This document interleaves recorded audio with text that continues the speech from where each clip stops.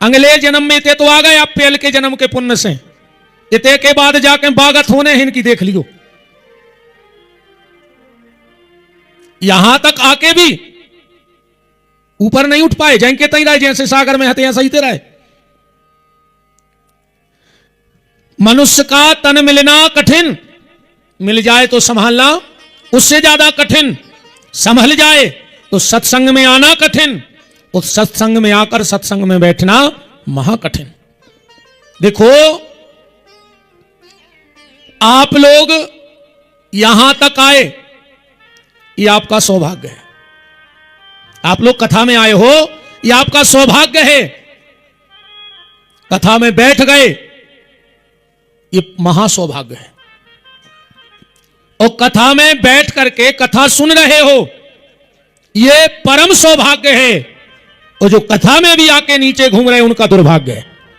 उनसे बड़ा दुर्भाग्यशाली कोई नहीं। इससे अच्छे तो वो हैं तुम लोगों के परिवार वाले जो आ नहीं पाए, उनसे तो अच्छे हैं कि नहीं है, कम से कम आए नहीं। अब कुछ तो यहां आ भी गए और फिर भी सीताराम है। तो आज की चर्चा यहां से प्रारंभ है, ध्यान से सुनना, क्योंकि सत्यम परम धीमहि, सत्य ही परमात्मा है और परमात्मा भी सत्य है। सारा संसार मिथ्या है, ईश्वर सत्य है। सारा संसार मिथ्या है और ईश्वर सत्य है। कुर्सी पे बैठ जा।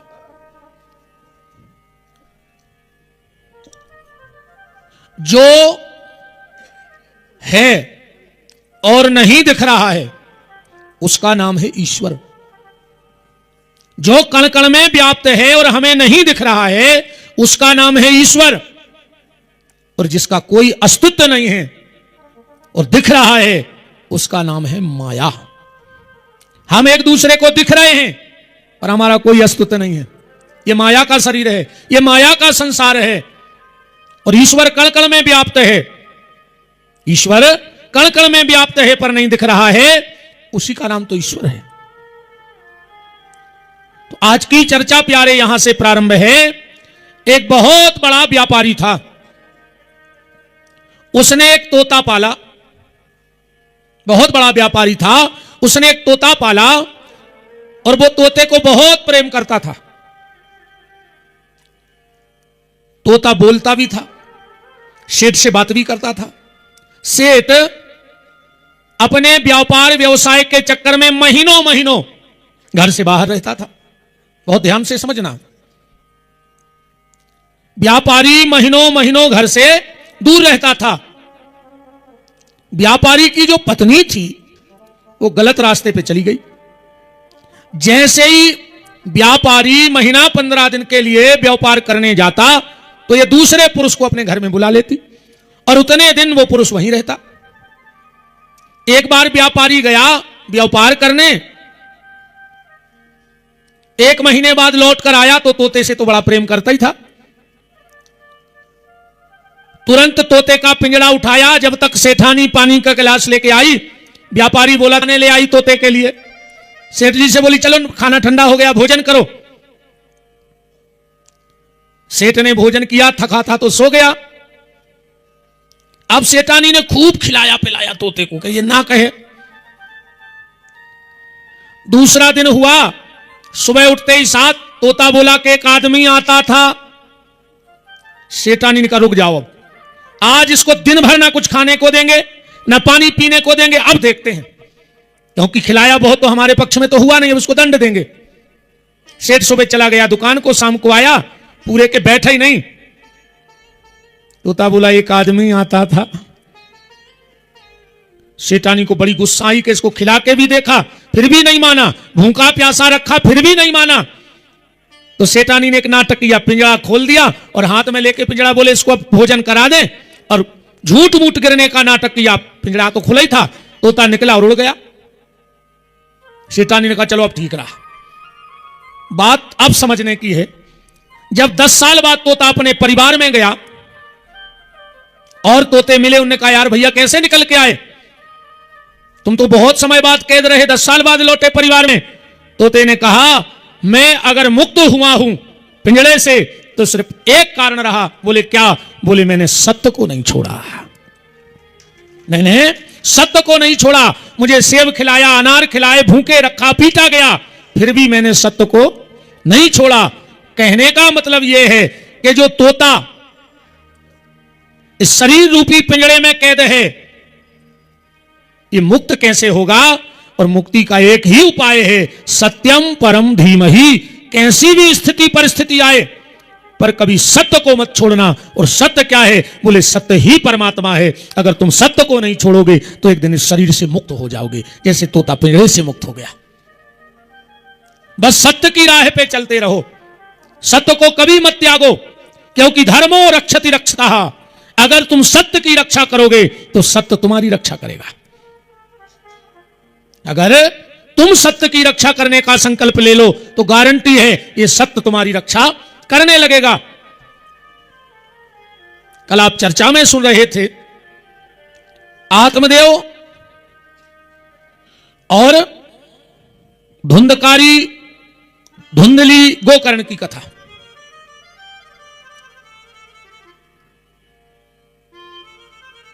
धुंधकारी मर करके प्रेत बन गया। गोकर्ण जी रात में गांव में लौट के आए थे। यहां तक हम लोगों ने चर्चा को सुना था कल की।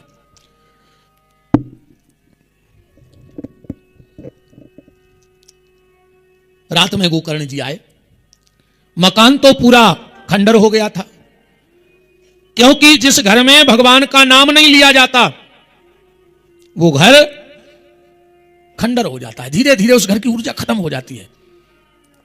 इसलिए मैं आप सबसे निवेदन करता हूं, घर में आप जितनी भी कोई चालीसा का पाठ करते हो, रामायण का पाठ करते हो या शाम को आरती गाते हो, तो इतने जोर जोर से घर में आरती गाओ कि तुम्हारे घर में, पूरे घर में तुम्हारी आवाज पहुंच जाए। क्योंकि राम रक्षा स्तोत्र मंत्र में लिखा है, तर्जनम यमदूता नाम राम रामेति गर्जनम। जहां तक भगवान के नाम की गर्जना होती है वहां तक किसी प्रकार की कोई आसुरी वृत्ति निवास नहीं कर पाती है।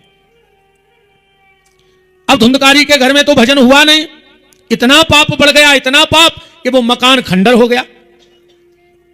कहते हैं लोग दिन में वहां में जाने में डरते थे, रात की तो बात छोड़ो, दिन में भी निकलना बंद हो गया था। सबको पता हो गया था कि धुंधकारी भयंकर प्रेत बन गया है। पूरा मकान खंडर, मकड़ी का जाला लग गया।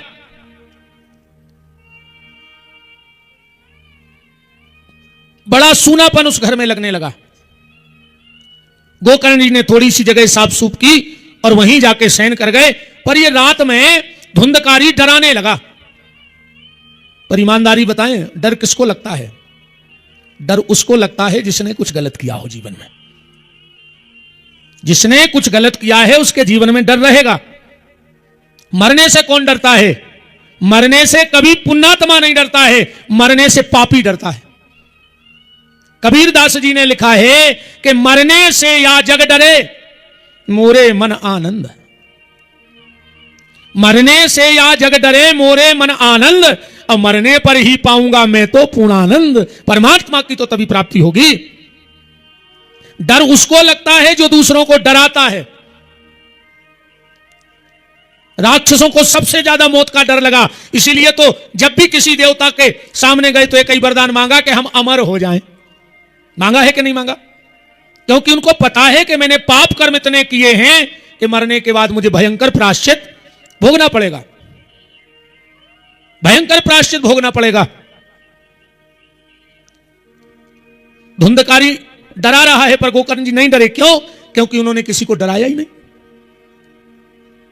गोकर्ण जी ने हाथ में जल लिया, कहा हे प्रभु, जो भी ये आत्मा हो, इसने अच्छा किया है या बुरा किया है ये तो बाद की बात है, पर मेरी आपसे बस एक प्रार्थना है नारायण कि इस प्रेत को बोलने की शक्ति दे दो, कम से कम अपना कष्ट तो बता सके।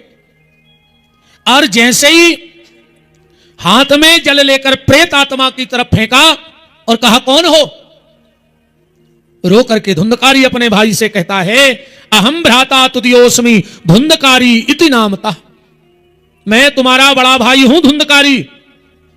गोकर्ण जी ने कहा हो ही नहीं सकता। क्यों? क्योंकि मैंने गया जी में पिंडदान किया है। पिंडदान का मतलब क्या है? ये परिवार जो पिंडदान कर रहा है ये क्या है? दुनिया के जो सारे रिश्ते कायर तुझे बनाएंगे और पानी सम रक्त बहाया जिनको वो पानी में फिकवाएंगे। खून पानी जैसो बहा दो अपन ने परिवार को, और आखिरी में परिवार वालों ने क्या किया? एक बोरी में भर के नर्मदा जी में गंगा जी में राख को ठंडा कर दिया। यही किया कि नहीं किया? दुनिया के जो प्यारे रिश्ते कायर तुझे बनाएंगे, पानी सम रक्त बहाया जिनको वो पानी में फिकवाएंगे और पिंड दान कर तेरी आत्मा से अपना पिंड छुड़ाएंगे। लड़का एक हो पिंडा नहीं पा रहे, ये दद्दा तर जइयो भाई, एक हो पिंडा पारत के तुमाओ पिंड ले ले और हमाओ पिंड छोड़ दे, हम अपने बाल बच्चे देखें। पिंडदान का मतलब जानते हो? एक तो होता है चावल का पिंड जो अभी सब पाल रहे हैं, पर आप लोग बहुत भाग्यशाली हो, यहां तक आए हो तो बद्री विशाल से एक बात जरूर कहना कि ठाकुर जी हमारे बाद हमारा बेटा कभी यहां आए या ना आए, आवे तो उसका धर्म और ना आवे तो उसका कर्म।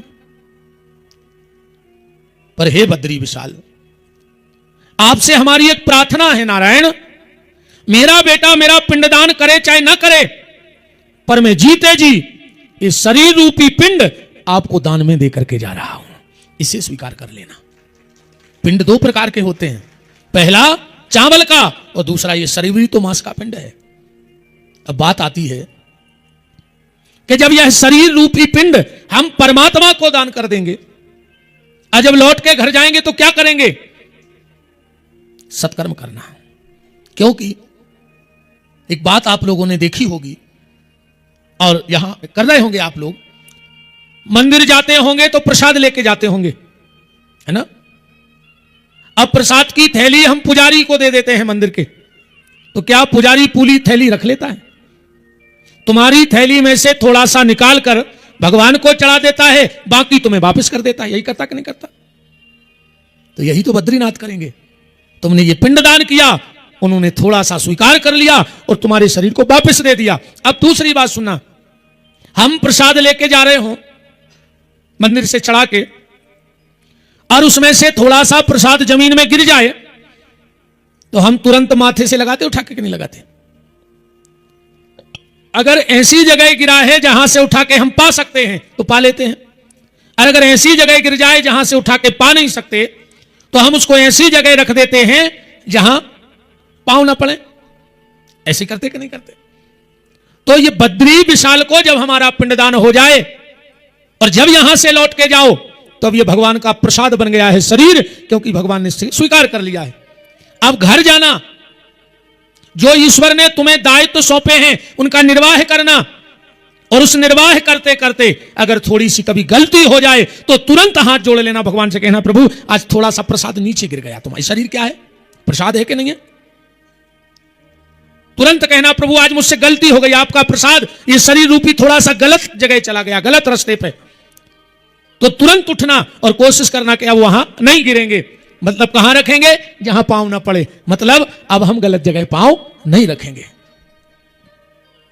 तो पिंडदान का मतलब यह है कि ये, अब बात यह भी समझ लो, आज की कथा का मेन शीर्षक है पूत और पुण्य।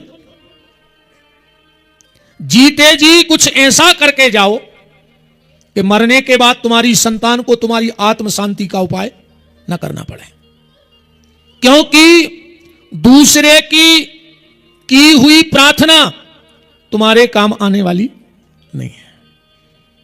जीते जी कुछ करके जाओ ऐसा, कम से कम तुम्हारे जाने के बाद एक ऐसी पुण्य की बेल लगा के जाओ कि अगर तुम्हारी संतान तुम्हारे आत्मोद्धार का उपाय न करे तो तुम्हारा स्वयं का किया हुआ कर्म तुम्हारे जाने के बाद वो सत्कर्म बन जाए। अब उदाहरण ऐसे समझ लो, कई लोग गौशालाएं बनवा देते हैं, अब वो रहें चाहे ना रहें, पर वहां गैया तो बंधेगी, तो उसके जीते जी तो सत्कर्म हो ही रहा है, पर उसके मरने के बाद भी तो उसके नाम से सत्कर्म चल रहा है। कई साधु संत महात्मा कीर्तन बिठा देते हैं, कई जगह आपने देखा होगा यहां 20 साल से कीर्तन चल रहा है, यहां 25 साल से कीर्तन चल रहा है।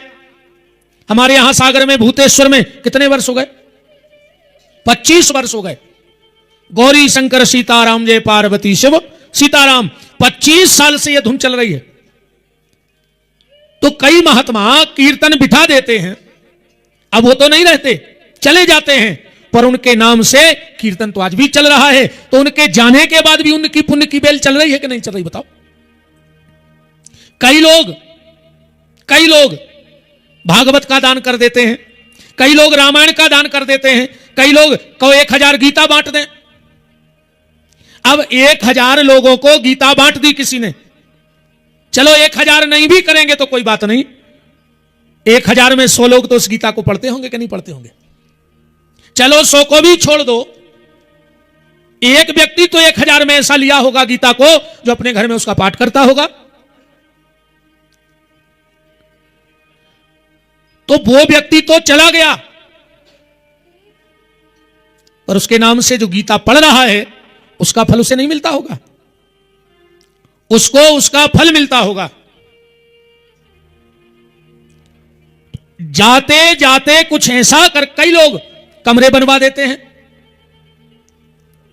एक कमरा, यही आपने धर्मशाला में देखा, हर कमरे पे कोई ना कोई बोर्ड लगा है। अब भगवान करे जिसने बोर्ड लगाया वो हो, नहीं भी हो, कोई पक्का तो है नहीं, पर आज उनके नाम से जो कमरे बने हैं, आप लोग रुके हो, हम रुके हैं, उल्टा सीधा जैसा भी हमसे बन रहा है, नाम ले रहे हैं, तो उसका दशांश उसी का है जिसके कमरे में हम लोग रुके हैं।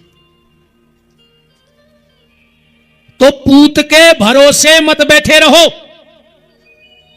क्योंकि पूत का पुण्य काम नहीं आएगा, तुम्हारा स्वयं का पुण्य तुम्हारे काम में आएगा।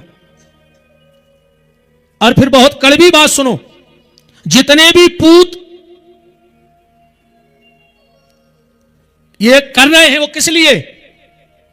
निज स्वार्थ के लिए। क्यों है? सब अच्छा हो रहा है, पितरों की कृपा बनी रहे, माने धन धान भरो रहे, परिवार अच्छा रहे, स्वस्थ रहे, इसीलिए तो हम सब ये कर रहे हैं। तब इसमें पितरों का उद्धार है कि स्वयं का स्वार्थ? पहले तो ये बताओ। स्वयं के स्वार्थ के लिए हम लोग ये कर रहे हैं कि हम सुखी रहें, पितर प्रसन्न रहेंगे तो हम अपने आप सुखी रहेंगे। तो निवेदन बस ये है कि जीते जी कुछ ऐसा करके जाओ कि मरने के बाद तुम्हारी संतान को तुम्हारी मुक्ति का उपाय ना खोजना पड़े।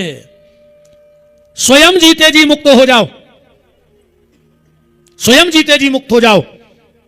और जीते जी मुक्ति होने का मंत्र, जीते जी मुक्त होने का मंत्र है, जो चला गया है उसका दुख मत करना। जो चला गया है उसका दुख मत करना, और जो मिल रहा है उसमें आसक्ति मत करना। यही जीते जी मुक्ति का उपाय है। जैसे बेंटेक्स वाले लिख देते ना, सोने से कम नहीं और खो जाए तो गम नहीं, है ना? ऐसे ही जिंदगी को बनाओ, जो खो गया उसका गम नहीं और जो है वो कम नहीं। अपने आप जिंदगी का आनंद, यही तो मुक्ति है, यही मुक्ति का उपाय है, दूसरा कोई मुक्ति का उपाय नहीं है। जीते जी मुक्त हो जाओ। और एक बात और ध्यान से सुन लो, अब हमारे बच्चे यहां तक हमारा पिंडदान करने आए, चाहे बिल्कुल ना आए, हम स्वयं पितर पक्ष में भगवान बद्रीनाथ के चरणों में आ गए हैं, इसलिए अब हम तो मुक्त हो ही गए, हम स्वयं आ गए। बताओ, गंगा जी में फूल ले जाओ वो अच्छो है कि खुद ही हाले फूले जाओ वो अच्छो है? बोलो, खुद हाले फूले अपन आए हैं, अपन ज्यादा कीमती है कि अपने फूल ज्यादा कीमती है? फूल समझ गए ना? फूल ये वाले फूल नहीं, हाँ हाँ, जो में सफेद थैलिया में तुम्हारे बाल बच्चे ले जाए भी, ये फूल नहीं ना तुम कल से फूल लाए फिरो के जे हैं, ये फूल नहीं, बेफूल। अच्छा, मरने के बाद तुम कोई काम के नहीं रहे, सिर्फ एक जगह तुम बहुत काम यहाँ हो, या हम बताओ। अच्छा, कहां? मरने के बाद तुम किसी काम के नहीं, सिर्फ एक जगह। अगर ट्रेन में जगह नहीं मिले और कौन तन्नक को पूछ ले वे बहुत जगह नहीं हुए, बहुत ज्यादा, और को पूछे कहां जा रहे, कहीं और फूल लेके यहां जा रहे हैं, अपने आप सीट खाली, आदमी माई के माई कैसा बैठ हो रहा है, ऐसा हो जाते फूल धरे, फूल बगल वारिस कहते फूल जय जय। तो बात धुंधकारी और गोकर्ण की चल रही है। गोकर्ण जी ने कहा हमने तुम्हारा पिंडदान गया जी में किया। धुंधकारी क्या कह रहा है? गया श्रद्धा सतेनापि मुक्तिर्मे न भविष्यति। अगर 100 बार भी गया जी में हमारा पिंडदान कर दिया जाए फिर भी हमारी मुक्ति होने वाली नहीं है। अब यहां एक संशय उठता है कथा में। गया महात्म में लिखा है कि पितर पक्ष में गया में पांव पड़ जाए, बद्रीनाथ ब्रह्म कपाल पे हम आ जाएं, दर्शन हो जाए पितर पक्ष में, तो हमारे ज्ञात अज्ञात जितने भी पितर हैं जिनको हम जानते भी नहीं, उन सबकी मुक्ति हो जाती है। भगवान के चरणों में उनको वास मिल जाता है। तो जहां पांव पड़ने से मुक्ति मिल जाए और जहां गोकर्ण जी जैसा वैदिक ब्राह्मण, सदाचारी ब्राह्मण, सत्कर्मी ब्राह्मण पिंडदान तक करे पूरे विधि विधान से और वहां धुंधकारी की मुक्ति ना हो, इसको क्या कहोगे? इसका सीधा सीधा तरीका है, यह बड़ा विवादित प्रश्न था, पर इस कलयुग के वशिष्ठ परम श्रद्धेय पूजपाद वेदाचार्य मलुक पीठाधीश्वर परम श्रद्धेय पूज्य राजेंद्र दास जी महाराज ने वो सटीक उत्तर ढूंढ के निकाला। जब इस पे बहस चली कि भागवत में लिखा है कि 100 बार पिंडदान करो तो मुक्ति ना हो, और गया महात्म में लिखा कि 1 बार पिंडदान कर दो तो मुक्ति हो जाए, तो धुंधकारी की मुक्ति क्यों ना हुई?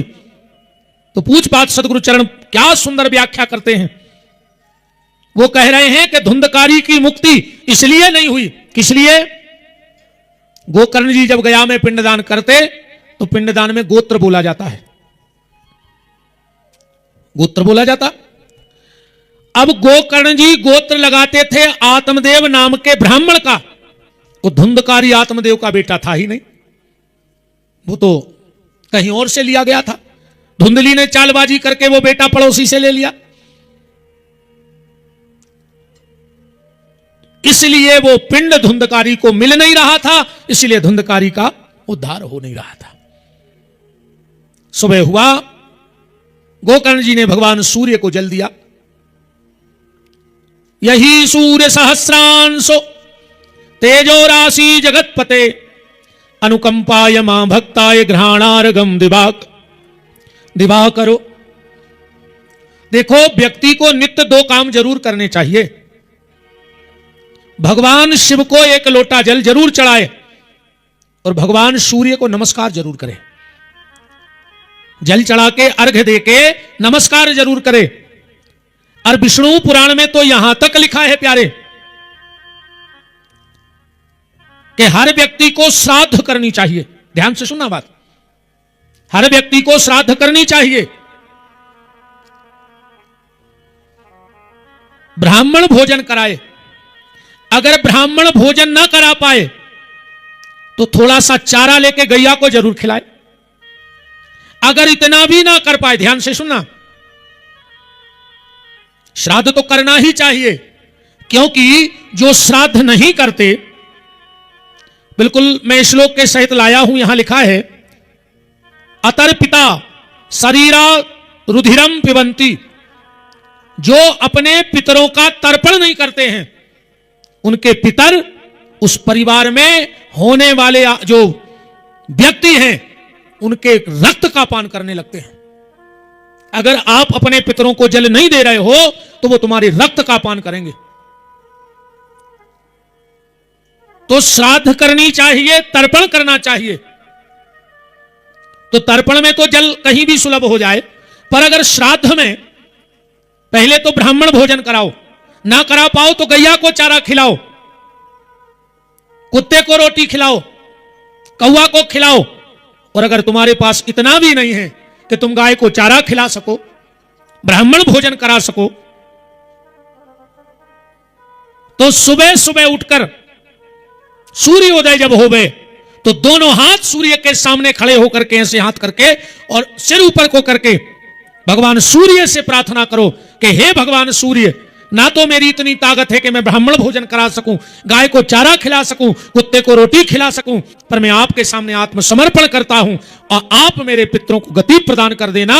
और पितर पक्ष भर जब सूर्य को जल चढ़ाओ तो उसमें काला तिल मिला करके, और जो सूर्य को अर्घ दे देता है उसको श्राद्ध का फल प्राप्त हो जाता है, उसको गौ सेवा का फल प्राप्त हो जाता है। पर कुछ ना कर पाओ तो सूर्य को जल जरूर देना। काला तिल डाल के सूर्य को जल चढ़ा के दोनों हाथ उठा के प्रार्थना करना कि हे भुवन भास्कर सूर्य, हमारे पितरों को गति प्रदान करना।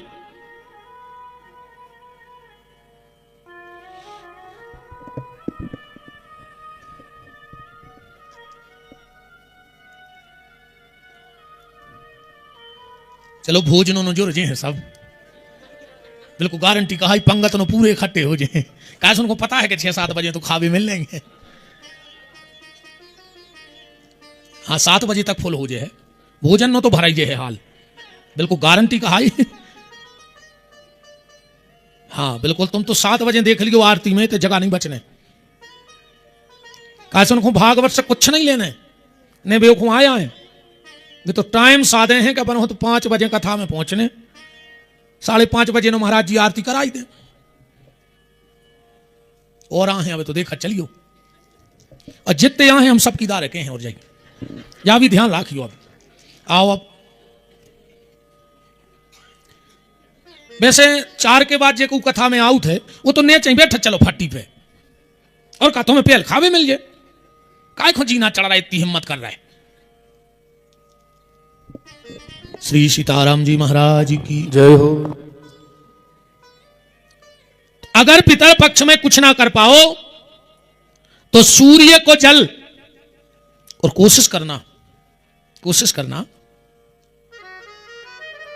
इन 15 दिन में अगर करके देखना मेरी बात को, कोई सात्विक सदाचारी सत्कर्मी ब्राह्मण को बुलाकर बेल के वृक्ष के नीचे,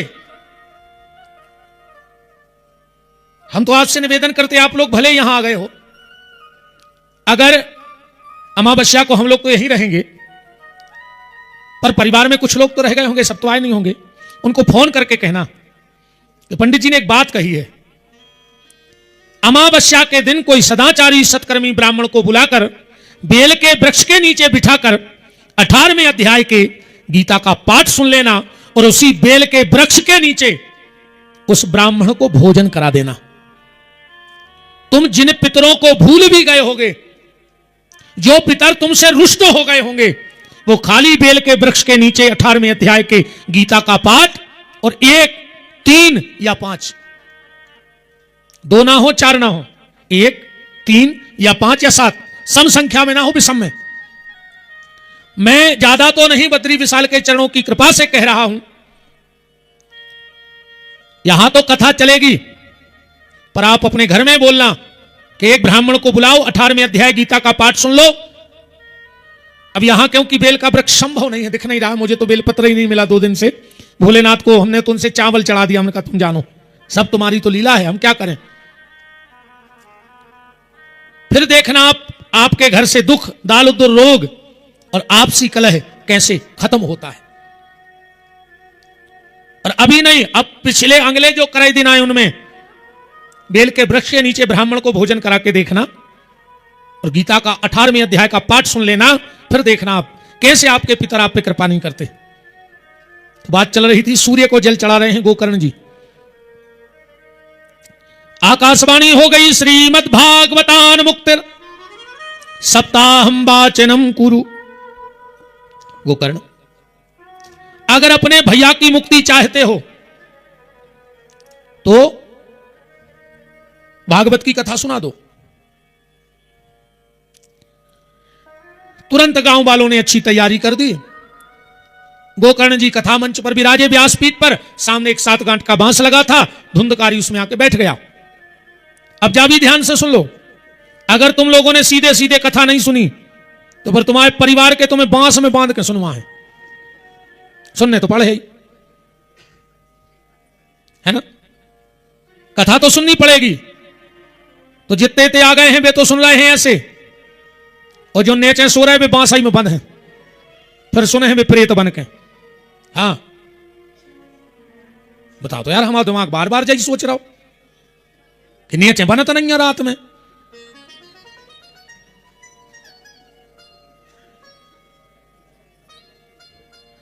आज तो हम श्रीकांत को बुलवा रहे, मुन्ना भैया आज को भोजन हम करवाने चे, इतों के नाम लिखो, रजिस्टर में टिक लगे, आज भेज हैं भीतर, आज को हम ले रहे हैं जिम्मो नेचे को।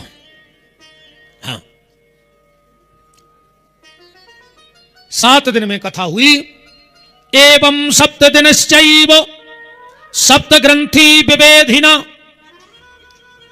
7 गांठ का बांस फट गया। दिव्य रूप धरो तुलसी मादत मंडिताम धन्यो भागवती वार्ता प्रेत पीड़ा विनाशिनी। सबने सोचा भगवान आ गए, पर धुंधकारी ने कहा नहीं, मैं भगवान नहीं हूं, ये तो भागवत की कथा का प्रभाव है। विमान आया, गांव के लोग बैठने लगे, भगवान के पार नहीं, कथा के कुछ नियम है, उसके नियम से सुनना चाहिए कथा को। अच्छा, एक बात और है, बार बार कथाओं में कहा जाता है कि विमान आता है, विमान आता है, विमान आता है। तो कभी आप लोगों ने भी बहुत कथाएं सुनी होंगी, उतरा कहीं एक आध। अब पंडित जी तो हर कथा में कहते कि विमान आता है। अब तुम लोगों ने 10-25 कथाएं तो सुन ही ली होंगी। चलो मान के चलो कहीं ना आए, बद्रीनाथ में आएगा, कौन कौन जाएगा? आपको नहीं भेजना अभी विमान पे, अभी हम लोगों को बहुत जगह जाना है आपके साथ। और फिर एक बात और बता दें मुन्ना भैया, आपके जीवन में तो विमान उतर चुका है, व्यास गद्दी से कह रहा हूं, विमान तो उतर चुका है। और आप तो विमान पे बैठ के यहां तक आए, और इतने लोगों को भी ले आए, ले आए। विमान का मतलब क्या है? विमान का मतलब यह नहीं है कि विमान आया और सीधे उड़ के चले गए। आप सब अच्छे प्रबुद्ध श्रोता हो, वी धन मान बराबर विमान। जिसने जीवन में अपने मान का हनन कर दिया, समझ, देखो विमान आएगा, उस पर बैठोगे, भगवान से मिलोगे कि नहीं मिलोगे? तो जिसने अपने जीवन में अपने मान का हनन कर दिया, जिसने अपने मान को मिटा दिया, समझ लेना वो भगवान से मिल गया। जिसने अपने मान को मिटा दिया, क्योंकि सबसे ज्यादा अगर कोई बाधक भजन में चीज है तो वो मान है। और जैसे मैं उदाहरण हमारे नाम के आगे देखो, अब तो बहुत कुछ लिखा जाने लगा। राष्ट्रीय संत गौ पीठाधीश्वर महंत श्री श्री 108 श्रीमान, फिर श्री विपिन बिहारी दास, इतना लंबा नाम है। श्रीमान तो आगे ही लगा है, और डिग्रियां तो ठीक है, भगवान आज तक नहीं मिल रहे हैं। और एक भगत ऐसे हैं, उनसे कहा श्रीमान लिखे, बोले हट पीछे कर मान को, तो क्या लिख दें? बोले हनुमान। क्या लगा है? हनुमान। और यहां लिखा है श्रीमान विपिन बिहारी, पहले मान है और उनके पीछे मान है। जिसने मान को पीछे कर दिया, हनुमान जी को कहीं बिठा दो, मेरी गारंटी है 2-5 साल में राम जी का मंदिर आगे बन ही जाएगा। तुम बिठा करके तो देखो, क्योंकि जिसने मान को पीछे किया भगवान उसे मिलेगा। तो आपके जीवन में तो विमान आ ही गया है। जयंती दीदी बैठी है, कहां बैठी हैं? यहीं कहीं बैठी हैं, बिमला बहन जी सब बैठी थी। रात में कोई गाली दे रहा होगा आपके लिए, किसी ने इनसे जाके कहा कि वो तुम्हें गाली दे रहे हैं, गंदी गंदी क्यों आए, वैसा दुनिया की बातें वो नहीं बोल सकते। इनसे कहा, इनका दे लेन दो, अपने कंधा बहुत मजबूत है, जब अपने तो सबको बोझ उठा रहे तो 2-4 गाली को बोझ नहीं उठा पाए। यही तो विमान है जीवन में, जिसको सहना आ गया उसको इस दुनिया में रहना आ गया, ये भी गारंटी है। क्या मार सकेगी मौत उसे, औरों के लिए जो जीता है। एक बहुत पुराना फिल्मी गाना है ये। क्या मार सकेगी मौत उसे, औरों के लिए जो जीता है। मिलता है जहां का प्यार उसे, औरों के जो आंसू पीता है। जो सागर सबको पानी देता, वो सागर कभी न रीता है। मिलता है जहां का प्यार उसे, औरों के जो आंसू पीता है। चोट मारने वाला टूट जाता है, पर चोट सहने वाला कई पीढ़ियों तक चलता है। ये मेरा अनुभव है, ये संतों के शब्द हैं। जिसने चोट मारी है वो टूट जाएगा, और जिसने चोट सही है वो कई समय तक चलेगा। और इसका उदाहरण देखो, या हमारे विश्वकर्मा बंधु बैठे हैं, कोई हाथ उठाओ अगर कोई बैठे हो तो। इतने लोग। अब आप लोग बताना, एक वो होती ना जिसपे लोहा कूटा जाता, उसको क्या बोलते, जमीन में गड़ी रहती है, निहाई। निहाई जमीन में गड़ी रहती है और हथौड़े से उस पर चोट मारी जाती है। अब कई परिवारों में, हम बहुत परिवारों से जुड़े हैं, तो वो बताते हैं महाराज ये निहाई हमारे अजाब पराजय के समय की गड़ी है, और बोले हथौड़े हर 6 महीने पे लेने पड़ते हैं। तो फिर ये दिमाग कहता है कि निहाई ने चोट सही तो 5 पीढ़ी से चल रहा है, और हथौड़ा चोट मार रहा है तो हर 6 महीने में टूट जाया करता है। सीधी सीधी सी तो बात है। तो मिलता है जहां का प्यार उसे जो औरों के आंसू पीता है, जो सागर सबको पानी देता वो सागर कभी न रीता है।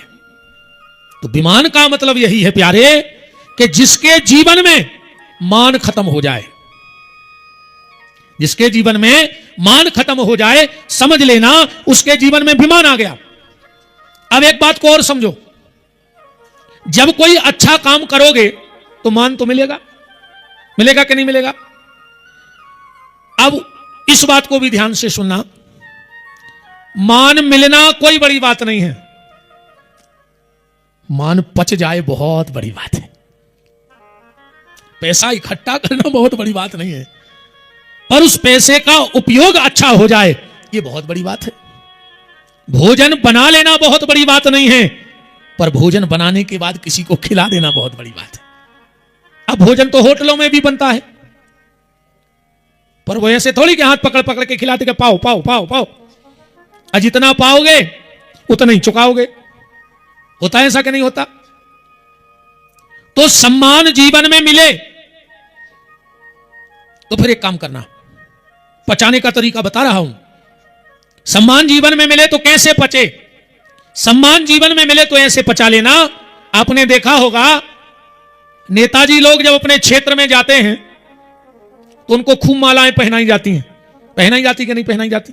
50-50 मालाएं पहन लें, कहो 100 माला पे, अब क्षेत्र में जा रहे माननीय, अगर माननीय में 100 माला पहने रहे तो नेताजी लगे हैं कि नमूना, पहले तो जा बताओ।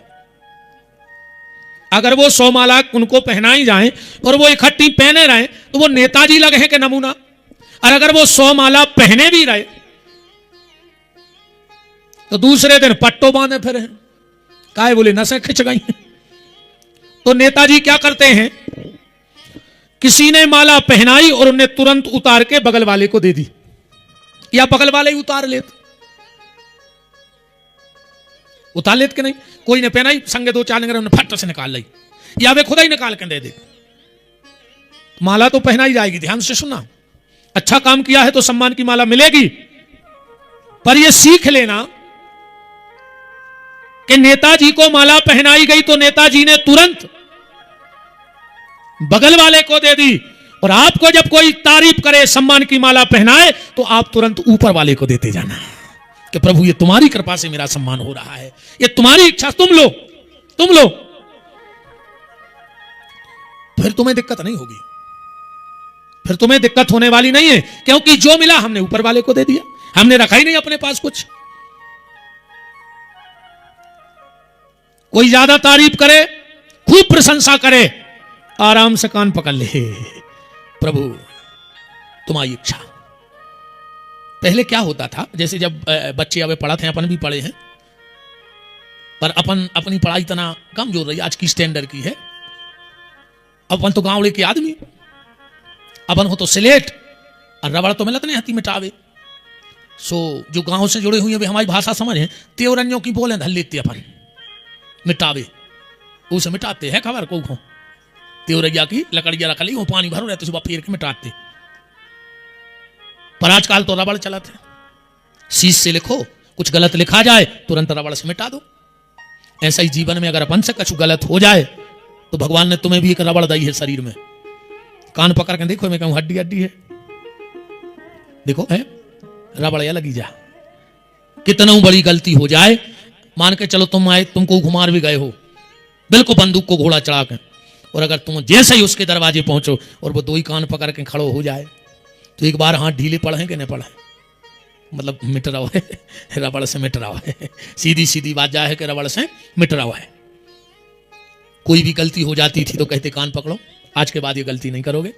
हाँ, कान पकड़ के मन मिट गो। अब दिक्कत ये हो गई है कि पहले हमारे यहां गलती होने पर कान पकड़े जाते थे और गलती साफ हो जाती, माफ हो जाती थी। और आजकल हमारे यहां गलती भी करते हैं पर कान नहीं पकड़ते, सीधे कॉलर पकड़ते हैं। गलती भी करेंगे, कान नहीं पकड़ेंगे, सीधी कॉलर पकड़ेंगे। और जो कॉलर पे हाथ गाओ सो कारागार को पक्को भाव, फिर तो लड़ाई झगड़ा होगा। तो विमान की बात चल रही थी। विमान का मतलब है बीधन मान बराबर विमान। जीवन में जिस दिन तुमने अपने मान का हनन कर दिया, अपने आप को सबसे छोटा समझ लिया, हाँ, जिस दिन तुम्हारे भीतर ये बात बैठ गई कि मुझसे छोटा इस दुनिया में अब दूसरा कोई है ही नहीं, समझ लेना उसी दिन ठाकुर जी तुम्हें प्राप्त हो जाएंगे। कबीरदास जी कह रहे हैं कितना छोटा बनना पड़ेगा।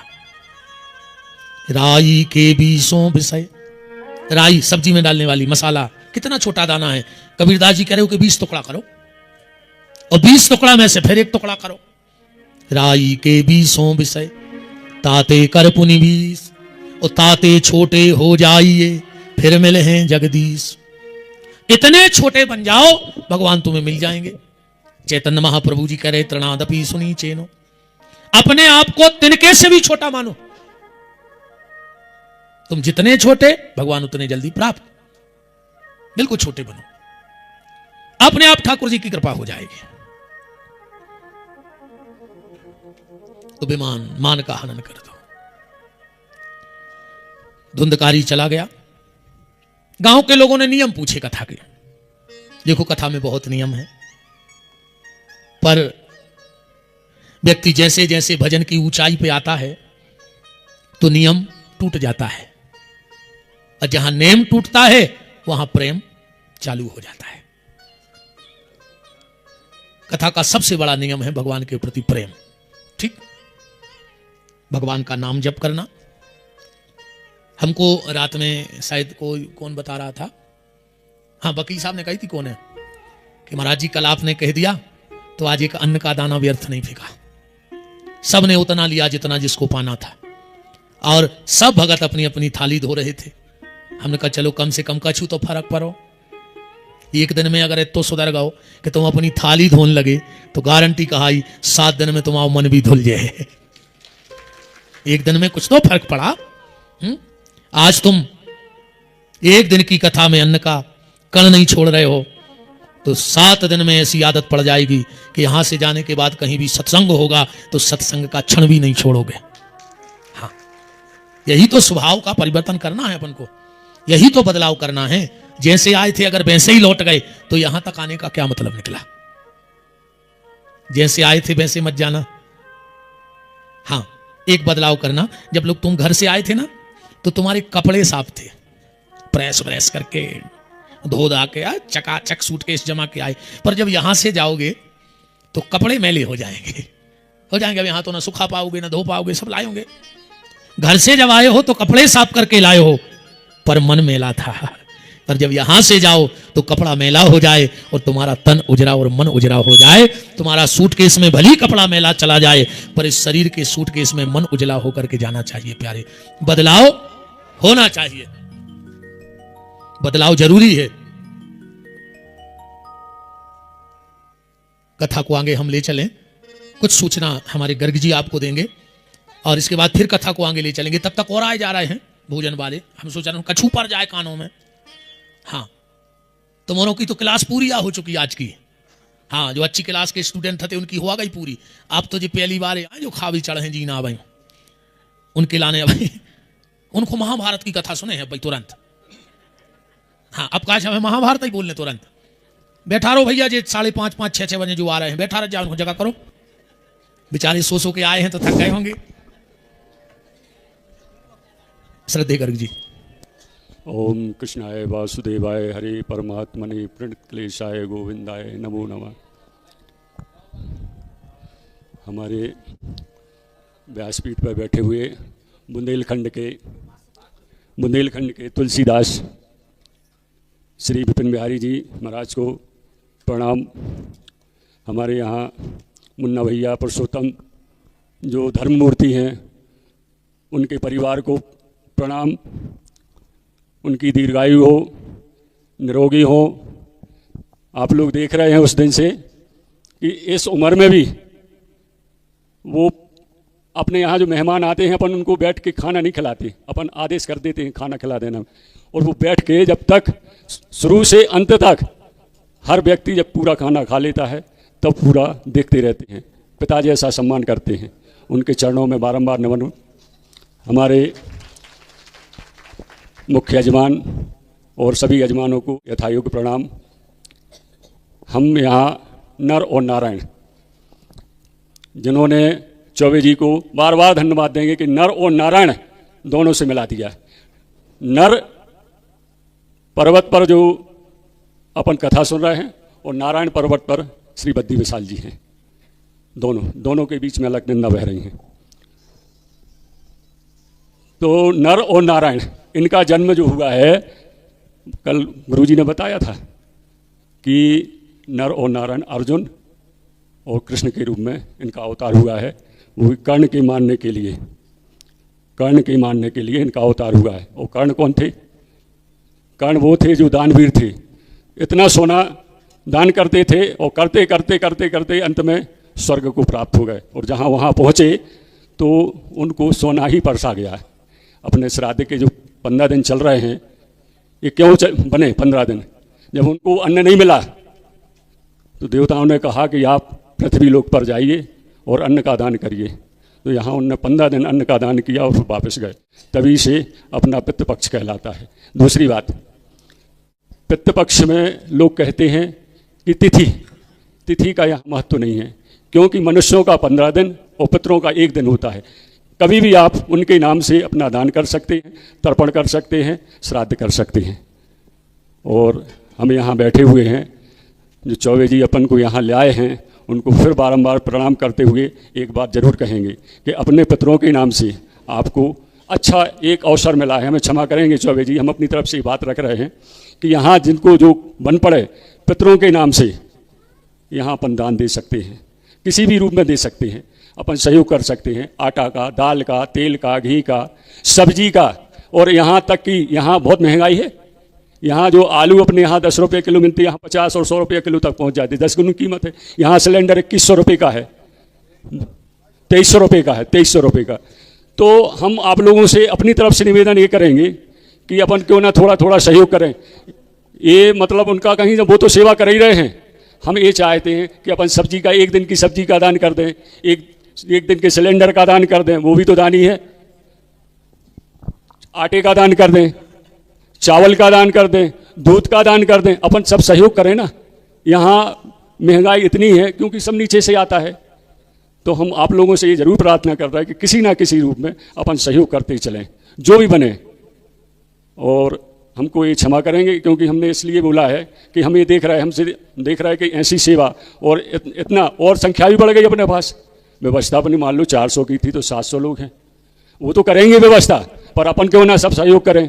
तो हम आप लोगों से अपनी तरफ से निवेदन करना चाहेंगे कि किसी ना किसी रूप में, हम कह रहे हैं सब्जी यहाँ बहुत महंगी मिलती, दूध यहाँ 200-150 रुपये लीटर है।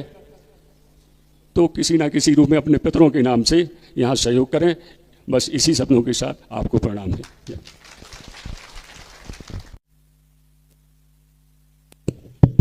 राम भजो रे मन प्रेम से,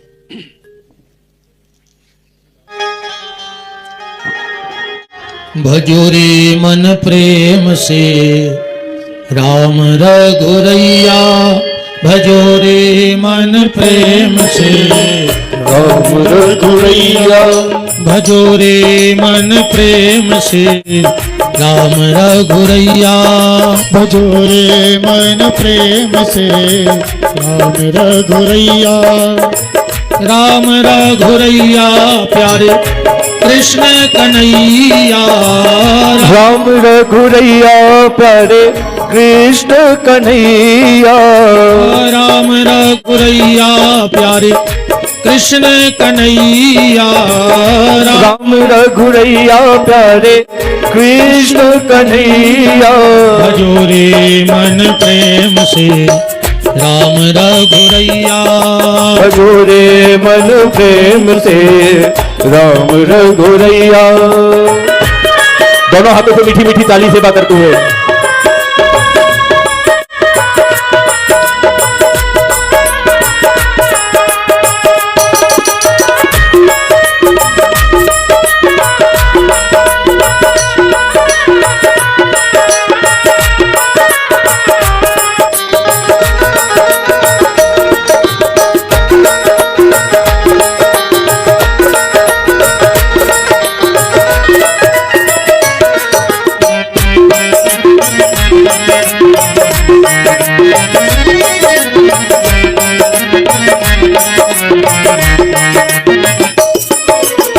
बेर खुआ के सबरी तर गई नाव चढ़ा के बटिया बेर तो आके सबरी चढ़ गई नाम चढ़ा के बटिया बेर खुआ के सबरी तर गई नाव चढ़ा के बटिया बेर तो आके सबरी तर गई नाव चढ़ा के बटिया और खिचड़ी खुआ के कर्मा तर गई खिचड़ी कुआ के कर्मा तर गई बन गई उनकी मैया भजो रे मन प्रेम से राम रघुरैया भजो रे मन प्रेम से राम रघुरैया।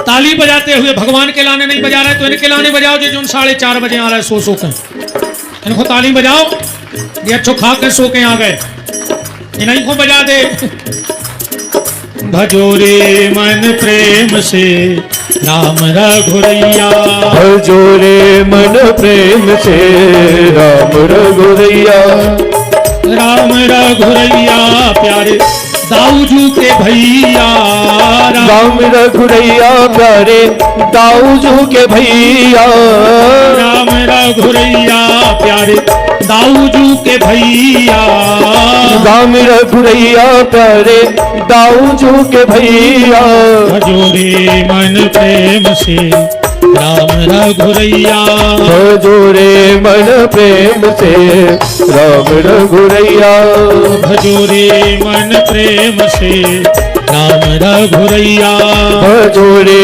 मन प्रेम से राम रघुरैया।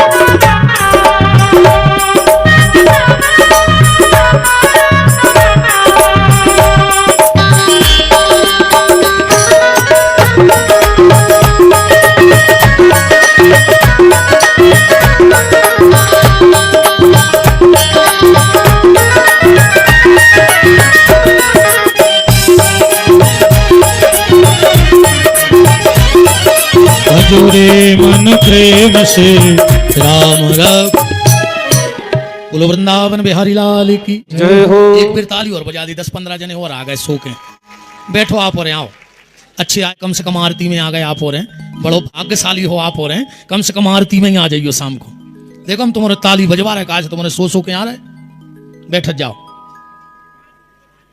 जाओ इनको विशेष जगह बनाओ दादा बताओ तुम्हारे तो कब से बैठे जी आप भाई आए अतिथि हैं जी कथा के विशेष बैठा जा जी 4-5 बजे आ रहे हैं बैठो आप और सब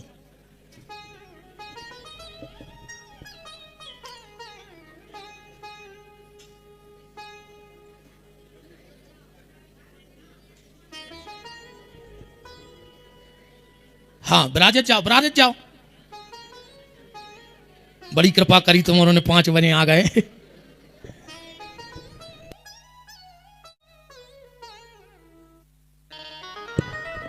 श्री सीताराम जी महाराज की। अभी बहुत सुंदर बात गर्ग जी ने कही वास्तव में बहती गंगा में हम लोग भी आनंद लूट लें कथा का और पितरों के निमित्त अगर एक अन्न का दाना भी तुम्हारा किसी के मुंह में जा रहा है और वो भी बद्री धाम में बैठा रहो भैया बैठो भैया नींद हो गई पूरी हम कल से बते हैं, बैठ जाओ, सो के आएंगे। ब्राजो बड़ो स्वागत है तुम्हारा, कम से कम आरती में आ तो गए। बैठा रहो उन्होंने गद्दा पे, ऐसा ही सुधर हो कल से जब टेम से आ हो। तो चर्चा चल रही थी प्रेम की। कथा में सबसे बड़ा जो नियम है वो है परमात्मा के प्रति प्रेम। प्रेम से नाम जप करो, प्रेम से कथा सुनो, प्रेम से ही परमात्मा का दर्शन करो। प्रेम से दर्शन करो तब आनंद बनेगा। अब नियम तो इसमें लिखे विरक्तो वैष्णवो विप्रः, कथावाचक विरक्त हो, वैष्णव हो। ऐसा कथावाचक ना हो जो दूसरों को तो खूब ज्ञान बताए और वो बिल्कुल पूजा पाठ से दूर रहे।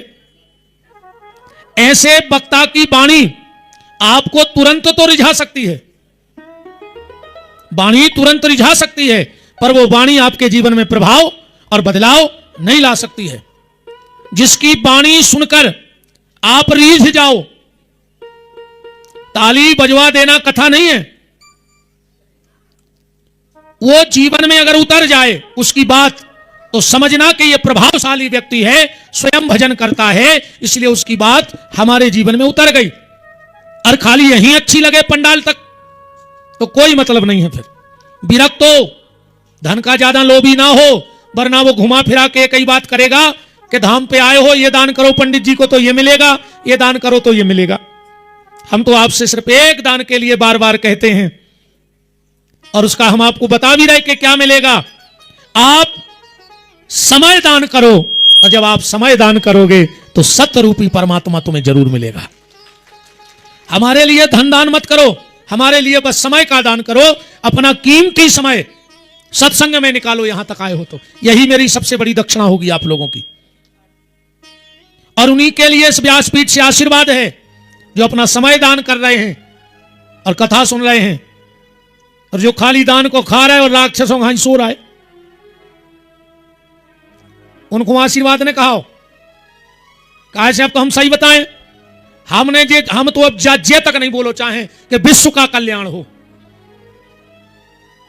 अगर विश्व का कल्याण होगा तो इस विश्व में राक्षस भी हैं। हम नहीं चाहते कि राक्षसों का कल्याण हो, क्योंकि अगर राक्षसों का कल्याण होगा तो अधर्म बढ़ेगा। इसलिए अब तो परोपकारियों का कल्याण हो, भजन करने वालों का कल्याण हो, सत्य के मार्ग पे चलने वालों का कल्याण हो, दान करने वालों का कल्याण हो। हम नहीं कहते विश्व का कल्याण हो, भजन करने वालों का कल्याण हो। भजन करने वाले स्वस्थ रहेंगे तो और भजन वालों को जोड़ेंगे। और राक्षसों का कल्याण होगा तो वो तो राक्षसों को बड़ा करेंगे। तो मेरे लिए अगर यहां कुछ दान करना तो अपना समय दान करना, कथा सुनना बैठकर, बस ये मेरे लिए तुम्हारा दान है। विरक्तो वैष्णवो विप्रः, ब्राह्मण शरीर हो। कथा व्यासपीठ पे बैठने वाला ब्राह्मण शरीर हो। जगह का चयन, अब इससे अच्छा जगह का चयन क्या हो सकता है कि हम उनके घर में ही आ गए। अब इससे अच्छी जगह तो हमें नहीं लग रहा कि दुनिया में और कहूं हुई है। भगवान के घर से अच्छी जगह कौन सी हो सकती है। तो जगह का चयन, वातानुकूल व्यवस्था तो वो भी पूरी है। फिर आप कथा में बैठो, आप में कथा बैठ जाए। पधारो और आ गए, इन्होंने बैठा रहो। हाँ, इनको बैठा रहो माता जी हरो। तुम्हारे खड़े होने पर तो हो जाइए, जी सो के आ रहा है। बैठो माता जी हरो। अरे बड़ी कृपा करी तुमरों ने, हमें धन्य कर दाओ, हम तो कृतार्थ हो गए तुमरों को देख के। बैठो माता जी हरो। तुम्हारे कुर्सी खाली करने पर तुम्हारे नीचे बैठे, इनको बैठा रहो। सबको दिखाए तो कि जी सो के आए। बताओ कथा की आरती को टेम होगा वो। ब्राजो। श्री सीतानाथ भगवान की जय हो। ऐसा या होने अब तो जी को रोज लेट आओ।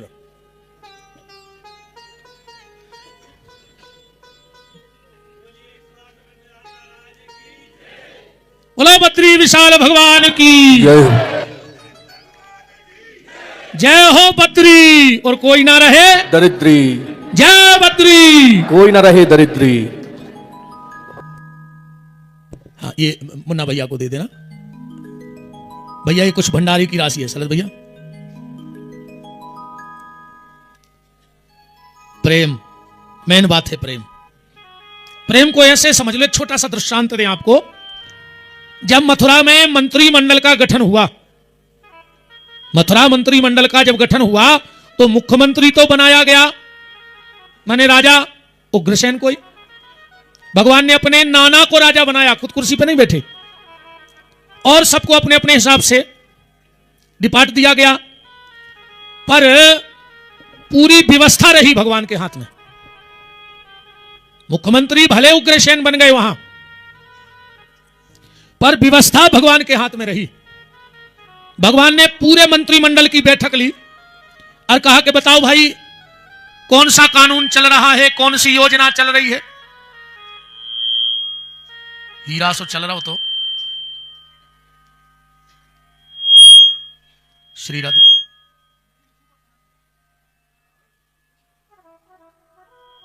श्री राधे, श्री राधे, क्या कर दो, हीरा सो चल रहा हो तो काय खोंगर याद वो खुआंगे।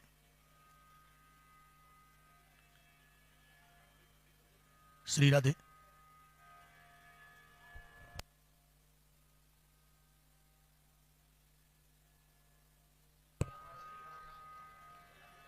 साउंड ही आ रही है।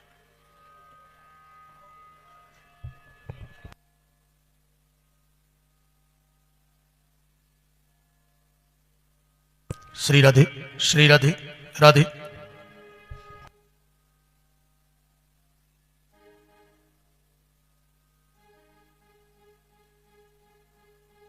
श्री राधे, श्री राधे, राधे, श्री राधे, राधे। क्या कर दो यार।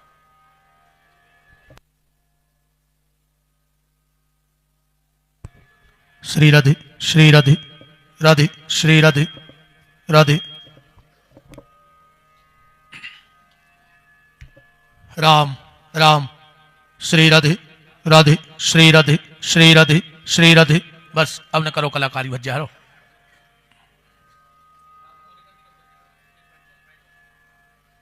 श्री राधे, श्री राधे। कल किसी का बैग रह गया है, जिसका भी बैग गुमा हो तो वो मुन्ना भैया वाली भाभी के माँ के पास है। किसका है? हौले जाइए माता जी, कम से कम हमने खबर करा दी, जय कृपा है। मुन्ना भैया वाले रूम में है, आप वहां से ले जा सकते हैं। तो बात चल रही थी प्रेम की।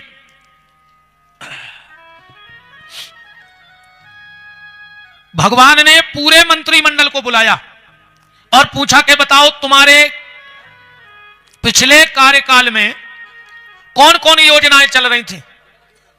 तो सबने अपने अपने क्षेत्र की, अपने अपने डिपार्ट की योजनाएं बताई कि हमारे यहां ये योजना है, हमारे यहां ये योजना है। भगवान ने कहा ठीक है ठीक है, चलने दो, पुरानी योजना चलने दो, पुरानी योजना चलने दो। बस एक फाइल भगवान के सामने आई और उसमें लिखा था कि सतयुग, त्रेता और द्वापर से जो ब्रह्मा जी ने एक योजना चलाई वो थी नियम। भगवान बोले इस फाइल को छोड़ दो, बाकी सब ले जाओ, सब सही है, क्योंकि अब कलयुग आने वाला है तो मुझे कुछ योजनाओं में बदलाव करना है। भगवान ने उस फाइल को पढ़ा रात भर और सुबह फिर मंत्रिमंडल की बैठक बुलाई। बोले काम करो, ये नेम वाली योजना खत्म कर दो अब कलयुग में। बोले क्यों? बोले कलयुग में नियम नहीं चलेगा, कलयुग में नियम नहीं चलेगा। कैसे? उदाहरण देखना, तुम्हारे श्री राधे का दिक्कत है यार तुम्हें भैया। श्री राधे, जय श्री राधे, श्री राधे।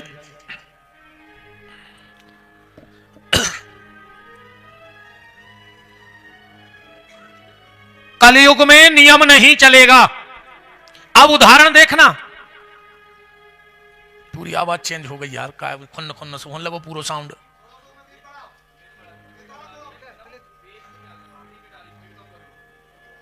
श्री राधे, श्री राधे, राधे, श्री राधे, राधे। बस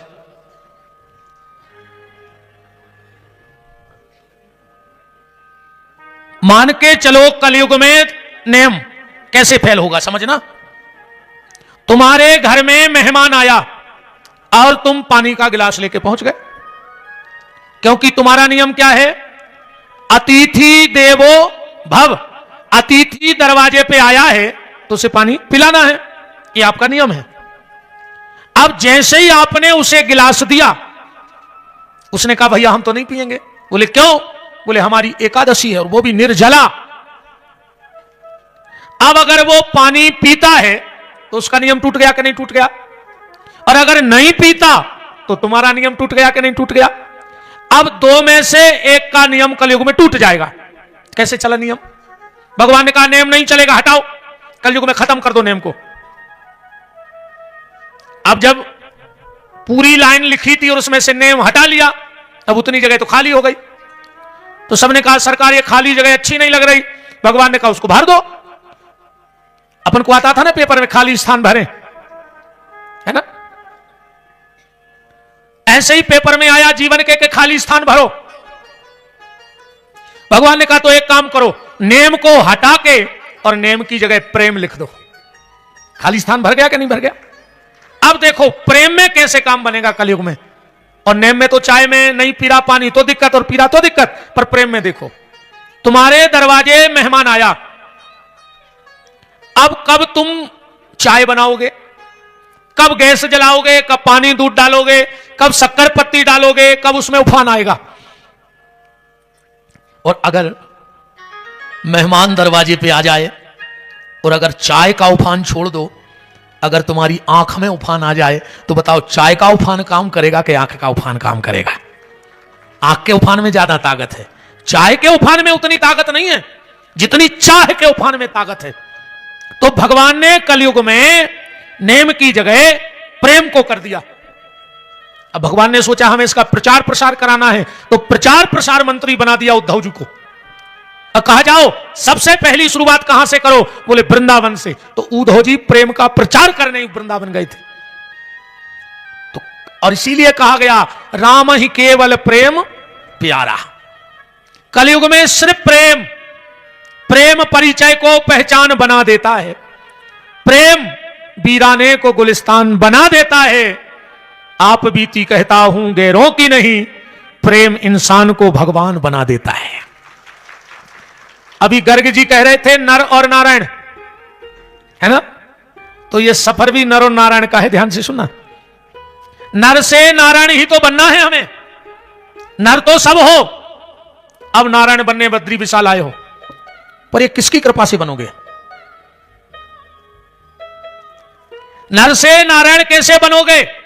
क्योंकि अभी तो तुम यही गाते हो कि हम में तुम में बस फर्क यही, हम नर हैं तुम नारायण हो, संसार तुम्हारे हाथों में और हम संसार के हाथों में। ये नर से नारायण बनाने का काम किसका है? और बनना नर से नारायण ही है, बिंदु से सिंधु में मिलना है। बिंदु है नर और सिंधु है नारायण। और इस नर की अपनी पहचान तब तक है जब तक वो नारायण से मिला नहीं है, या बिंदु की कीमत तब तक है जब तक वो सिंधु में मिला नहीं है। अच्छा, एक छोटे झरने का पानी गंगा में आके मिल जाए तो फिर कोई पहचान सकता है कि सागर की नदी का पानी कौन सा है? नहीं पहचान सकता। ऐसे ही जब यह नर नारायण में मिल जाता है तो इसकी भी पहचान खत्म हो जाती है। खोजा गली गली में, ढूंढा डगर डगर में, जब तेरा पता लगा तो फिर मेरा पता नहीं। हां, कि तेरी आशिकी से पहले मुझे कौन जानता था। ए बाके बिहारी बद्री विशाल, जब तुझसे नहीं जुड़े थे तो कौन जानता था मुझे? कि तेरी आशिकी से पहले मुझे कौन जानता था। तेरे साथ ने बना दी मेरी जिंदगी तराना। तो बदलेगा ये जमाना, के बदलेगा ये जमाना, मुझे गम नहीं है इसका। मेरी जिंदगी के मालिक पर तुम बदल न जाना। बस बाके बिहारी तुम भर मत बदलना, बाकी दुनिया बदल जाए कोई मतलब नहीं। अच्छी बात दिमाग में डाल दी गर्ग जी ने, नर और नारायण। तो नर से नारायण का सफर है, पर यह तय कैसे होगा, बनाएगा कौन तुम्हें नर से नारायण? एक बात समझना छोटी सी। एक नदी के किनारे एक गुरु और शिष्य बैठे थे दोनों। एक आदमी आया, उसका चेहरा, उसकी चाल बता रही थी कि मानो उसने 5, इन्होंने ताली बजाओ जी आ गए, हाँ आओ आओ आओ, बैठा रहो इनको, बैठा रहो, जगा करो इनको जी, आरती के समय आए हैं, बैठो, स्वागत है आप लोगों को, बिराजो, बड़ी कृपा करी कि हमें दर्शन दे आप लोगों ने, बैठो माता जी हरो। नींद हो गई पूरी कि नहीं? बिराजो, स्वागत करो इन लोगों को, बैठ जाओ। मन ही मन रे हमें कब बासी टांस रहे हो जो, नहीं मेरे को कब बाग हाँ टांस रहे हो जो, बैठे बैठे टांस आता रहो, हमें कुछ फर्क नहीं पड़े, कहा बता नहीं, अब नहीं कह रहे, ये तो क्या होगा।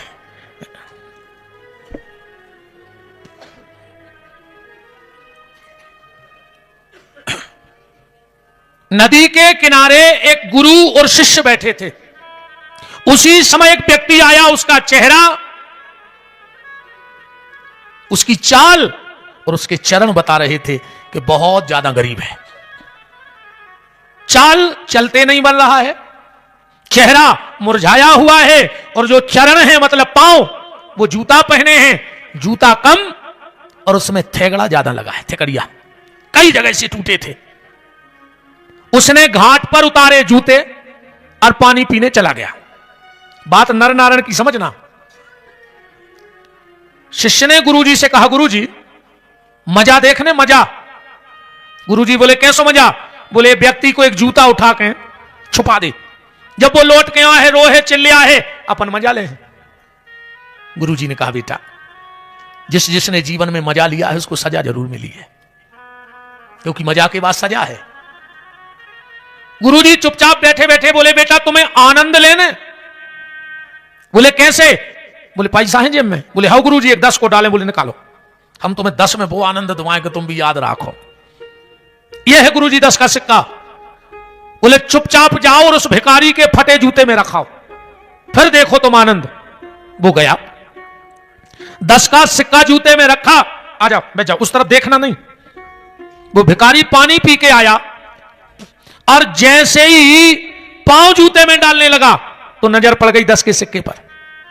वो 10 का सिक्का उठाया, आंखों में तरतरासू बहने लगे, बार बार उस सिक्के को चूम रहा है, माथे से लगा रहा है, हृदय से लगा रहा है, और चिल्ला चिल्ला के एक शब्द बोल रहा है कि हे परमात्मा, न जाने तुम किस रूप में आए थे, मैंने 3 दिन से भोजन नहीं किया, और आप न जाने किस रूप में आकर मुझे 10 का नोट दे गए।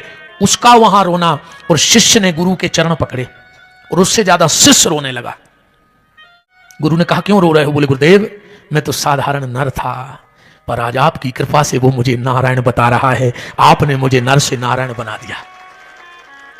वो तो साधारण व्यक्ति था, और वो चिल्ला रहा है कि ना जाने ईश्वर तुम किस रूप में आए और मेरे लिए 10 का नोट दे गए। तो अगर गुरु की कृपा हो जाए, और ये बात मेरी नहीं है, अभी आपने मुझे बहुत बड़ी उपाधि दे दी,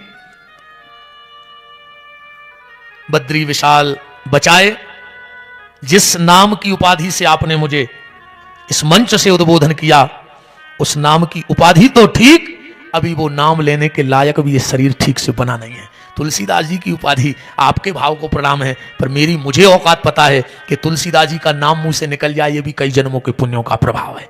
और उन्हीं की बात से हम आपको प्रमाण दिए देते हैं इस बात का कि गुरु चाहे तो नर को नारायण बना सकता है। वंदना प्रकरण पढ़ना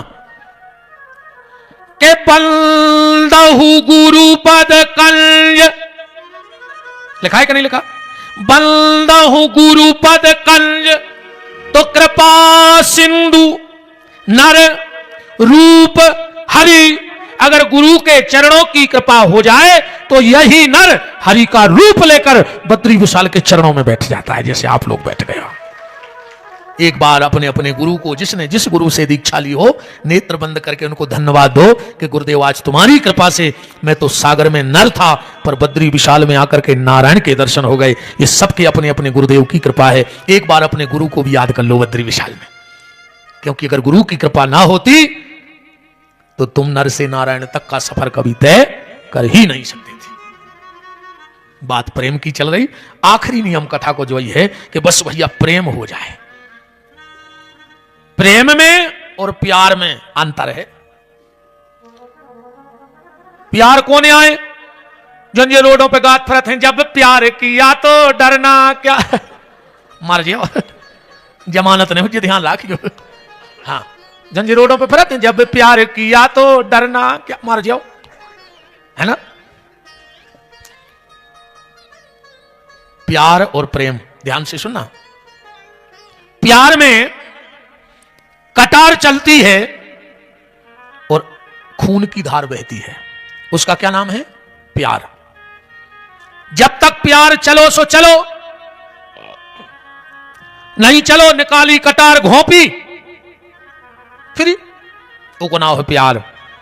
वो प्रेम क्या है, प्यार में कटार चलेगी, खून की धार बहेगी, और प्रेम में हाथ में तुलसी की माला चलेगी और आंखों में आंसू की धार बहेगी। समझ लेना उसका नाम है परमात्मा से प्रेम। हाँ, प्रेम प्रेम सबको कहे, पर प्रेम न जाने कोई। ओ जा मार्ग मालक मिले, सुप्रेम कहावे सोई। जिस रास्ते पे परमात्मा की प्राप्ति हो जाए, समझना उसी का नाम प्रेम है, बाकी तो प्यार है। वो प्रेम में कभी धोखा नहीं होता, प्यार में 24 घंटे धोखा होता है। प्रेम में तो मौका मिलता है, धोखा नहीं मिलता, ध्यान से सुनना। प्यार में धोखा होता है और प्रेम में सत्संग का मौका मिलता है, साधुओं के दर्शन का मौका मिलता है, तीर्थों में आने का मौका मिलता है, भागवत सुनने का मौका मिलता है। अगर तुम्हें यह मौका मिला है तो समझ लेना कि तुम्हारे भीतर प्यार नहीं, परमात्मा के प्रति प्रेम था, जो यहां तक आ गए हो, जो यहां तक पधार चुके हो।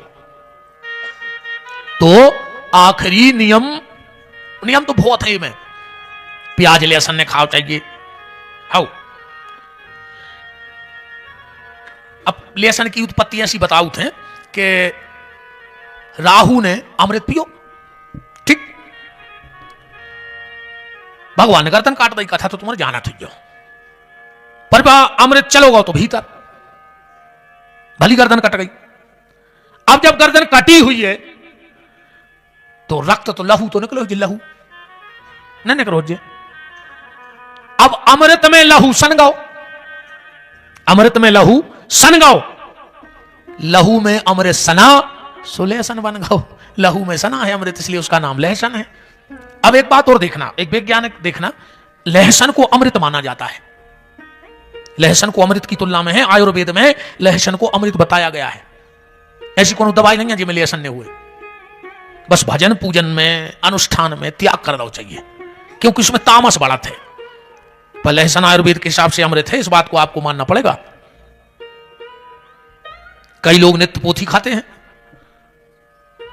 हमनों भी पेय पोथी खाते हैं, जो ये पोथी से दूर है। ध्यान रखियो, एक ने एक पोथी तो संगत चले है, क्या तो भागवत की पोथी और नलेसन की पोथी। बीमार रहो, एक ने एक पोथी तो लेना ही पड़े। इसमें भैया यही पोथी से जुड़े रहियो, भगवान करे वह पोथी ने खाने पड़े। पर कई लोग ऐसे भी हैं जो प्याज को हाथ नहीं लगाते, वो ब्याज में आधो गांव खा गए, 20 परिवार खा लिया उन्हें ब्याज में। हाँ बिल्कुल ठीक है, तनन्या प्याज मनो ब्याज में उन्हें आधे आदमी खा लाए। इसे अच्छी प्याज ही खाओ दद्दारो, कम से कम आदमी तो बचे जिन तुम्हारे मारे नहीं है। कहा कहें यार, ये 4-5 संपत्ति बहुत खतरनाक होते, भूल गए ना, खा जो मार जाओ। सबसे खराब संपत्ति होते भैया बांटन, ठीक। हम चैलेंज कर सका जिन्हें भैया के संग गद्दारी करी हुए, वो को बुढ़ापो सुखी से कटगा हुई, तो तुम जो का वो हम हार भी तक जा रहे हैं बद्रीनाथ में। एक जने ठाणे हुए हम जो का वो हार दें, जिन्हें भैया बांटन में गद्दारी करी हुई, सीधी बात। जिन्हें मंदिर को पैसा खाला हुए, ये को सुखी हुए उठाड़े होकर बता दे हमें कि हमारे गांव में भी खारे मंदिर को भारी सुखी हैं। कन्या ब्याह को पैसा खाला हुए, जिन्हें गैया के नाम को पैसा खाओ हुए, जिन्हें ये सुखी नहीं दे सके जिंदगी में। इतने और कहूं बेईमानी करो सो तुम ही भोगो, ध्यान से सुनत जाइयो।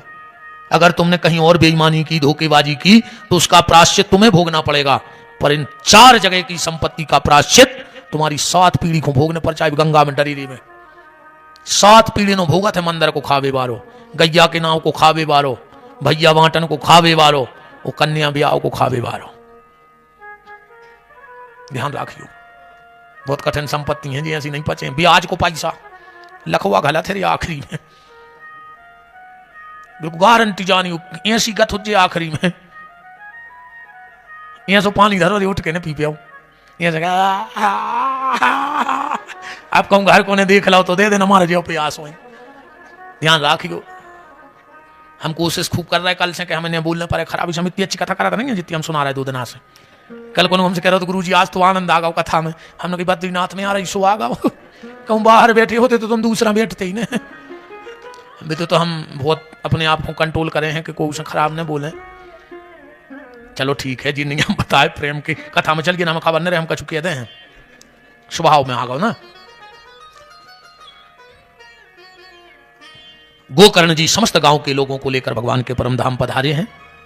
बोलो गोकर्ण जी महाराज की जय हो, श्री बद्री विशाल भगवान की जय हो, मैया अलकनंदा की जय। जय श्री राधे, जय जय श्री राधे। अब श्री सूत जी महाराज से शौनक ऋषि पूछ रहे हैं कि अब ये बताओ, महाभागवत राजा परीक्षित को श्राप क्यों लगा, क्या कारण था परीक्षित जी के श्राप का। तो सुखदेव जी कैसे आए परीक्षित को कथा कहने। सूत जी महाराज कह रहे ध्यान से सुनो, महाभारत में पहले तो कुछ सूत्र निकालो, और जितने मां बाप बैठे हो, अगर तुम चाहते हो कि तुम्हारे घर में महाभारत ना हो और रामायण हो, तो इस बात को जिंदगी भर याद रखना, तुम्हारे घर में रामायण ही होगी। और अगर तुमने दुशासन जैसी, धृतराष्ट्र जैसी गलती कर दी, तो तुम्हारी संतान में महाभारत होने से कोई नहीं रोक सकता। हाँ, रामायण और महाभारत। एक आदमी गौ एक जगह बिटिया देखवे, बिटिया आई चाय ले कैसे बैठ गई। दादा ने पूछी बेटा शास्त्रों के बारे में का ज्ञान है। अब दादा ने तो जाई पूछे, कहा बेटा शास्त्रों के बारे में का ज्ञान है। बिटिया बोली कि दादा रामायण घर में पढ़ लई, महाभारत तुम्हारे घरे कर दें चल के। रामायण घर में पढ़ लई, महाभारत तुम्हारे घरे कर दें चल के। तो रामायण और महाभारत, इससे क्या शिक्षा निकालनी है आज की कथा में, क्योंकि आज की कथा का सूत्र है पूत और पुण्य। ये तहीं से शुरू भाई थे अपन आज, पूत और पुण्य। तुम्हारी औलाद, तुम्हारी संतान जब योग्य हो जाए, बड़ी हो जाए, पढ़ लिख जाए, समझदार हो जाए, तो उसको हस्ताक्षर करने का अधिकार दे देना। बहुत गहराई से समझिए, अगर महाभारत नहीं चाहत घर में तो। कहते हैं जब पिता के पांव का जूता बेटे को आने लगे, तो पिता को अपने पुत्र से मित्र जैसा व्यवहार कर लेना चाहिए। मतलब हस्ताक्षर का अधिकार दे देना चाहिए। वो सौंप दो, अब चलो बेटा खेती दिखाओ, तुम बेच के आओ, तुम खर्च करो, तुम्हारे हिसाब से चलन दो, वो बढ़ाएगा। और देखो एक बात और, हर पिता की इच्छा होती है कि हमारा बेटा बढ़े। इसलिए आप लोगों ने देखा होगा, मां जब अपने बच्चे को गोदी में उठाती है तो कहां तक उठाती है, कमर तक, इतनी तक उठा। मां जब भी अपने बच्चे को गोदी में उठाएगी तो कहां तक उठाएगी, कमर तक। क्यों?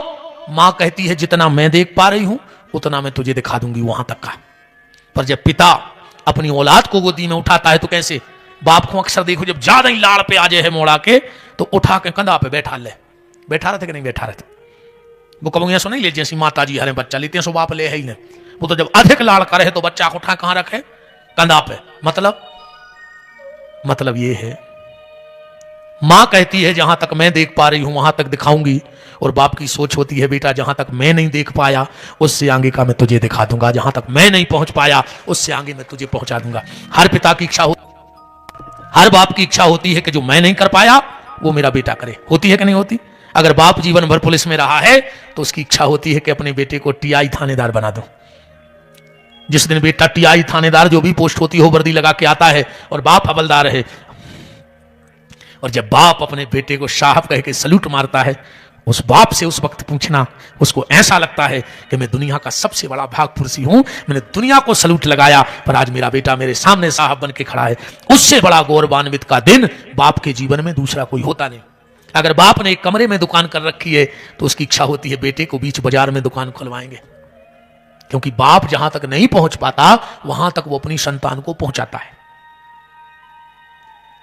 कोई बात गलत तो नहीं है ना ऐसा? अब बात समझने की यह है कि तुम्हारे घर में महाभारत ना हो जाए, उसके लिए तुम्हें क्या करना है? अपने बेटे को हस्ताक्षर का पावर दे देना, उसके हाथ में सौंप दो। सब नहीं सौंपोगे जबरदस्ती ले लेगा, सीधे सीधे नहीं दोगे कचहरी से ले लेगा। क्योंकि बाप की इज्जत बेटी के हाथ में होती है। बाप की इज्जत किसके हाथ में होती है? बेटी के हाथ में। और बाप की दौलत बेटे के हाथ में। दौलत को बेटा लेता है और बाप की इज्जत को बेटी संभालती है। संभालती है कि नहीं संभालती?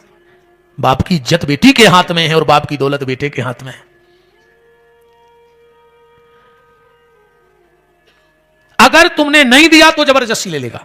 रामचरितमानस का यह सूत्र कहता है, मनु ने क्या किया? बरबस राज सुतहि नृपदीना, जबरदस्ती राज दिया। क्यों? नहीं दोगे तो छीन लेगा, कोर्ट कचहरी ले जाएगा।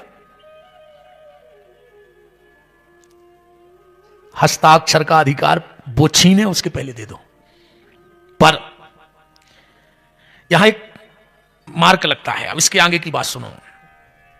हस्ताक्षर का अधिकार पुत्र को देना, पर उसके जीवन में हस्तक्षेप का अधिकार कभी मत खो देना, वो अपने हाथ में रखना। धृतराष्ट्र ने दुर्योधन को हस्ताक्षर का अधिकार दे दिया, पर हस्तक्षेप खत्म कर दिया। और जो मां बाप अपने बच्चों के जीवन से हस्तक्षेप कम कर देते हैं या हटा देते हैं, उन्हीं की औलाद दुर्योधन और दुशासन जैसी हो जाती है। इसलिए अपने बच्चों के जीवन में हस्तक्षेप जरूर रखना। कहां गए थे, क्या आया है, कहां गया है, ये जरूर पूछो। रखो तुम, हमें नहीं चाहिए, पर कितना इस साल आया और कितना गया और कहां गया, इसका हिसाब मुझे बाकायदा चाहिए। हस्ताक्षर तुम करो, पर हस्तक्षेप हमारा रहेगा। और अगर बीच बीच में तुम अपने बच्चों के हस्तक्षेप में लगे रहे तो समझ लेना कि गड़बड़ नहीं होगी। फिर मुंह पट के कछु नहीं हो, फिर मार जाता हूं। हाँ, अब आजकल एक नई बीमारी बनी। तुमने कभी विचार करो, चाहे तुम्हारा बेटा हो चाहे बिटिया, फोन आओ, उन्हें कान के लगाओ, बगल में चली गई, चलो गो। ऐसा कौन सा फोन है तो जो मां बाप के सामने नहीं उठ सकत? बताओ, कौन किस सहेली का, किस मित्र का फोन था जो तुम अपने मम्मी पापा के सामने बात नहीं कर सकते? आज के बाद ध्यान दे लियो, अगर तुम्हारा बेटा बिटिया फोन आवे और कहूं कान में लगा के अलग हो जाए तो समझ लियो कि तुम्हारे घर में सेंध लग गई है। अब बम कबू भी फूट सकत है। अब तुम्हारा घर कहाओ नदिया की ढाए पे, कबू भी गिर सकत है। कभी तुमने विचार किया तुम्हारे बच्चे 2-2, 3-3 घंटे मोबाइल पे किससे चैट कर रहे हैं? कभी तुमने बीच में कहा कि दिखाओ मोबाइल, हमें देखना है कौन सा चैट हो रही, कौन सहेली है, कौन मित्र है? ऐसी कौन सी बात है जो मां बाप को तुम नहीं बता सकते? तुमने कभी पूछा? तुम कभी बच्चों के स्कूल गए कि मेरा बच्चा 10:30 बजे निकलता है तो यहां कितने बजे आता है? या छुट्टी 4:30 बजे हुई तो 6 बजे तक बच्चा कहां रहा? उसने कहा हम फला सहेली के यहां थे। एक बार पक्का जी करके कहो बैठो हम तुम्हारी सहेली के घर चलेंगे। उनके मम्मी पापा से पूछेंगे तुम थे वहां के नहीं, पर तुमने कभी उस पर कोई विचार नहीं किया। अब मरे जा रहे, कई रात में चली गई, फांसी लगा ले, मर जा। बताओ, हस्ताक्षर का अधिकार अपनी औलाद को दो, पर हस्तक्षेप का अधिकार तुम अपने पास रखो। उसके जीवन में हस्तक्षेप तुम्हारा होना चाहिए मां बाप का। और अगर मां बाप जिस दिन अपने बच्चों के जीवन से हस्तक्षेप खो देते हैं तो दुशासन दुर्योधन जैसी औलाद हो जाती है। कथा का ये सार है। अकौ तुम जोन कथा को हम बस सुना दे रहे थे, पर उसे का निकालने तुम्हारा जीवन भी तो बदले तना बहुत। ये तो तुम्हें सब रटी है कि 100 हाथे कोराओ, 5 हाथे पांडाओ, बताओ कौन होने पता थे, पर उसे तुम्हें कहा मिल रहा हो जीवन में। हस्तक्षेप जरूर रखना मेरा निवेदन है।